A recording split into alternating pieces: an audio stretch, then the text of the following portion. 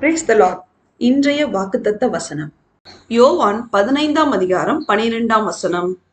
நான் உங்களில் அன்பாயிருக்கிறது போல நீங்களும் ஒருவரில் ஒருவர் அன்பாயிருக்க வேண்டும் என்பதே என்னுடைய கற்பனையாயிருக்கிறது. கிறிஸ்துவுக்குள் அன்பானவர்களே, சேனைகளின் கர்த்தராகிய இயேசு கிறிஸ்து நம்மில் அன்பாயிருக்கிறது போல நாமும் ஒருவரை ஒருவர் நேசித்து அன்பாயிருக்க வேண்டும்.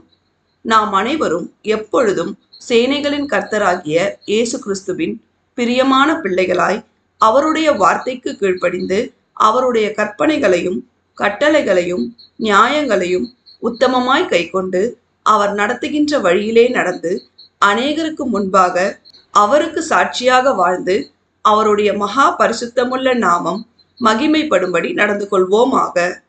தேவன் நம் அனைவரையும் ஆசிர்வதிப்பாராக. ஆமேன்.